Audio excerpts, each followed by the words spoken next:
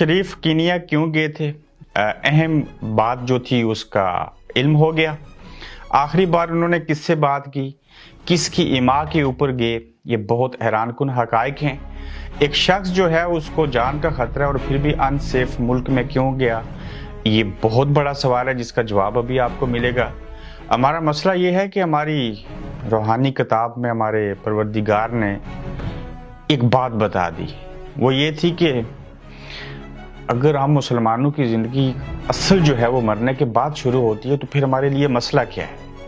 ارشد شریف کو وجہ بنا کے عمران خان سمیت میڈیا سمیت بے شمار چیزوں کے اوپر آج بات کریں گے۔ السلام علیکم، آپ دیکھ رہے ہیں گورکھ دھندا۔ آج پھر سے دوبارہ ایپیسوڈ میں ارشد شریف کے اوپر بات ہوگی۔ تمام لوگ سوچ رہے ہوں گے، سب سے پہلے تو سوالات اٹھائے گئے، میں ان سوالات کے اوپر آ جاتا ہوں، پھر آگے اس کے اوپر تفصیلی بات کرتے ہیں۔ وہ کون تھا جس نے پہلے ارشد شریف کو ایئر وائس سے نکلوایا؟ وہ کون تھا جس نے ارشد شریف کو پاکستان سے بھاگنے پر مجبور کیا تھا؟ وہ کون تھا جس نے ارشد شریف کو مارنے کی دھمکیاں دی تھی؟ وہ کون تھا جس نے ارشد شریف کو آخر مار دیا؟ کیا بنے گا اس ملک کا، کیا ہوگا ان سب چیزوں کا؟ یہ لوگ وہ سوالات ہیں جو پوچھ رہے ہیں، اور ان کا جواب کون دے گا یہ مجھے بھی علم نہیں۔ پھر مرنے کے بعد کیا ارشد شریف کی جو تدفین ہے وہ پاکستان میں ہوگی؟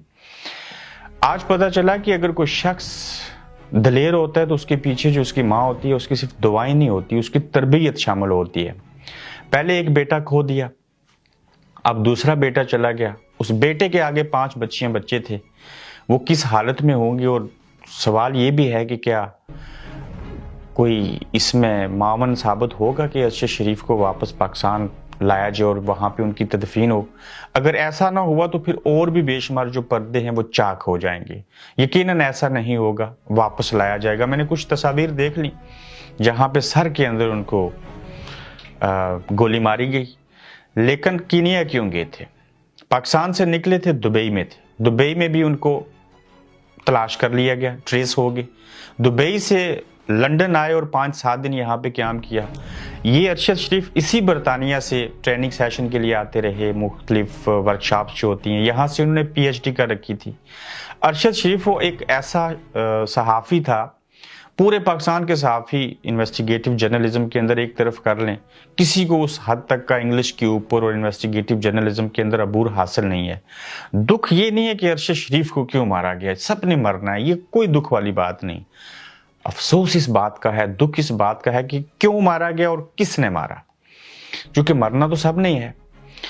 امریکنز جب افغانستان میں آئے تو ان کو 15-20 سال لگ گئے اس بات کے اوپر تحقیق کرتے ہوئے۔ انہوں نے اپنے بہت انٹلیکچوئل جو لوگ تھے ان کو جمع کیا، انہوں نے کہا تحقیق کرو، ہمارے پاس دنیا کی ہر طرح کی ٹیکنالوجی ہے، مسئلہ کیا ہے کہ ہم یہاں پہ جنگ میں کامیابی حاصل نہیں کر پا رہے۔ اور یہ جو سائیکو قسم کے لوگ ہیں جن کو مسلمان کہتے ہیں، یہ ڈرتے کیوں نہیں ہیں مرنے سے؟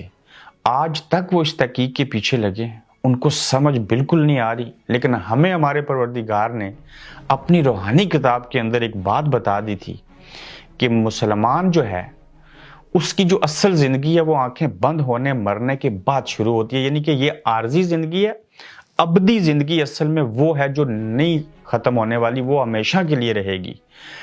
تو جب یہ نظریہ، یہ نیت، یہ سوچ، یہ ارادے کسی کے ہوں تو پھر وہ لوگ کو انویسٹیگیٹو جرنلزم کر رہا ہو، عام صحافی ہو، خاص ہو، سوشل میڈیا ایکٹیوسٹ ہو یا سوشل ورکر ہو، پھر وہ لوگ ان چیزوں سے نہیں ڈرتے۔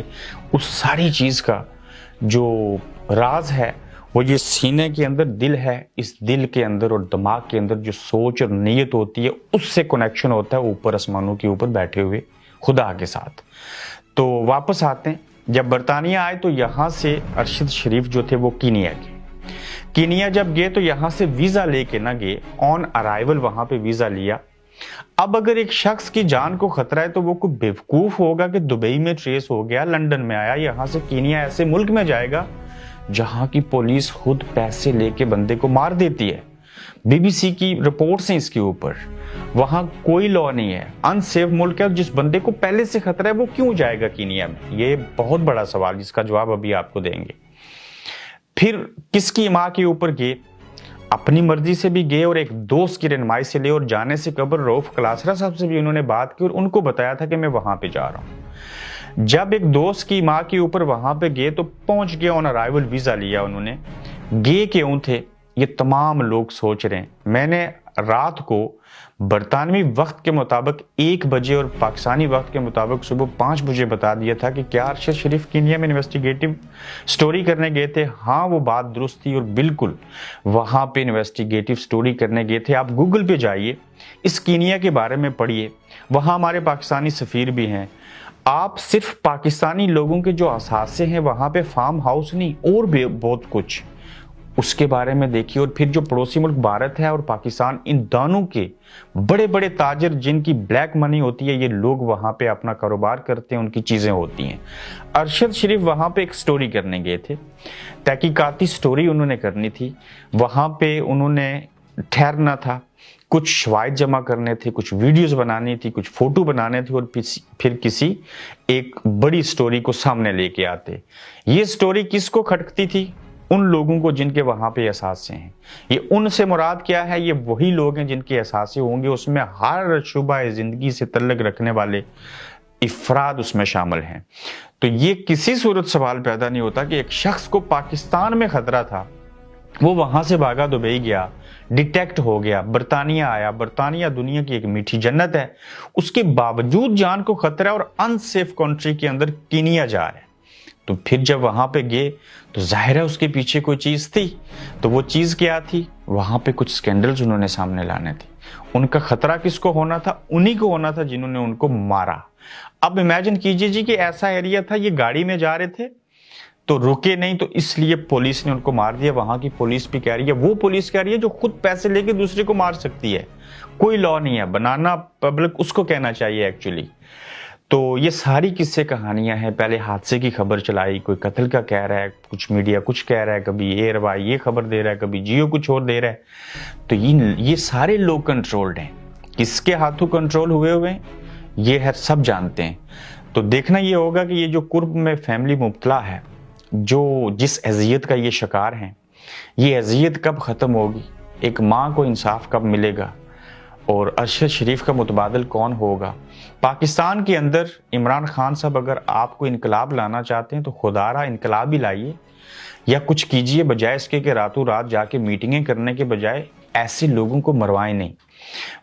मैं हूं या आप हूं या कोई बाशोर इंसान हो, उससे पहले आप काम लें कि नवाज शरीफ चोर था, स्टोरियां करवाएं, पनामा लीक सारी चीजें होती रहें, और फिर उसी चोर को आप इक़्तिदार में लेके आए और कहें कि अब उसकी हमायत करो या ना भी करो और सच को सच नहीं कहो। तो कौन सा ऐसा शख्स है जो इस तरह की बात करेगा?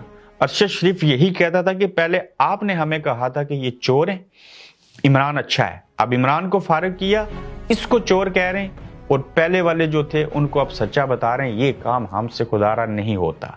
डिस्प्यूट हुआ, एयरवाई बंद हुआ, इनको निकलना पड़ा, इदारे ने लातल्की का इजहार किया, मजबूरी थी, 12,000 मुलाजमीन का मसला था, मुल्क से शख्स भाग गया और वहां जाके पीछे तक भी उसकी जान बख्शी ना हुई और वो तो चला गया। फिर से कहूंगा, उसके अरशद शरीफ के मरने का इतना अफसोस नहीं है जितना 2 सवालों के ज्यादा अफसोस है। क्यों मारा, किसने मारा, ये पता चलना चाहिए। और पाकिस्तान के अंदर देखना ये होगा कि इमरान खान साहब इसके ऊपर आके क्या स्टेटमेंट देते हैं। क्या अरशद शरीफ के वाक़े को वजह बना के ये सहाफ़ी एक साथ इकट्ठे हो सकते हैं? अहमद मीर साहब, आपने भी तो 6 गोलियां खाई थी, किससे खाई थी? कितने सहाफ़ियों को अगवा किया गया, सारी चीज़ें हुई। क्या इनको कभी कोई पूछेगा? क्या ये सियासतदान कोई छांगा मांगा की सियासत करता है? कोई इमरान खान कुछ और कहता है, पीपल्स पार्टी वाले कुछ और कहते हैं। तो क्या ये सियासतदान ही कम से कम एक दफ़ा इकट्ठे हो जाएंगे? अदलिया को तो छोड़ दीजिए, वो किसी की कैद में है। इस पाकिस्तान के अंदर सिर्फ मीडिया ये डिवाइड एंड रूल वाली पॉलिसी छोड़ के ये एक प्लेटफॉर्म के ऊपर जमा हो जाए तो ना तो ये मरें और मुल्क के अंदर यही इनकलाब ला सकते हैं। आज के दौर में तो हर शख्स अपने आप में साफ़ी है, कैमरा है, सब चीज़ें हैं, लेकिन ये तकसीम दर तकसीम है, एक दूसरे की टांगें खींचते हैं, नफरत करते हैं। इनकी अपनी अपनी सियासी पार्टियां हैं, इनका अपना अपना नज़रिया है, इनके चैनल जो हैं उनकी पॉलिसियाँ हैं। हमने नून लीग का साथ देना है, इसने PTI का साथ देना है, फलां पीपल्स पार्टी का होगा। जब तक हम तकसीम रहेंगे, जब तक ये सियासतदान तकसीम रहेंगे, इनके ऊपर कोई और रूल करता रहेगा, तो जब तक यूनिटी नहीं होगी तब तक आपको इसी तरह से कुचला जाएगा। और आपको कहीं से भी इंसाफ नहीं मिलेगा। देखना ये होगा कि खान साहब इसके ऊपर क्या स्टेटमेंट देते हैं। ईरान की मिसाल ले लीजिए, मैं 1979 के इनकलाब की बात नहीं करूंगा जहां लाइन में खड़े करके सबको उन्होंने मार दिया था। खमीनी इनकलाब को भूल जाएं। एक लड़की के हिजाब के मामले के ऊपर मसला बना, अब हम इसको भी रजीम चेंज कह देंगे, तो उन लड़कियों ने, उन खवातीन ने पूरे मुल्क के अंदर स्टैंड लिया और खड़े हो गए। मैं कोई लिबरल नहीं हूं, वो एक शरी एतबार से अलग चीज है, लेकिन उनकी सोच देखिए। और हमारे यहाँ इनकलाब, ये बेजमीर, बेहिस, अनपढ़, टमाटर सस्ते मांगने वाली कौम, कैसे इनकलाब मिल सकता है इनको? ये सियासतदान जो टाउट बनते हैं दूसरों के, इनको किस तरह से जमहूरियत मिल सकती है? पहले अपने आप को तो जमहूरी बना लीजिए। आपकी पार्टियों की हालत देखें, आपकी बाकी चीजें देखें। अयाश प्रस्त लोग हैं, आपके सीने में दिल है लेकिन महसूस करने की हिस्से मर चुकी हुई हैं आप लोगों की। तो कहने का मतलब कि ये भेड़ चाल जो है, ये जो बेवकूफाना हम तज्जिए, तबसरे और लॉन्ग मार्च और इनकलाब की बातें करते हैं, उसके लिए कौम बने पहले। ये हजूम है। आप देख रहे हैं गोरखधंधा अब्रार कुरैशी के साथ।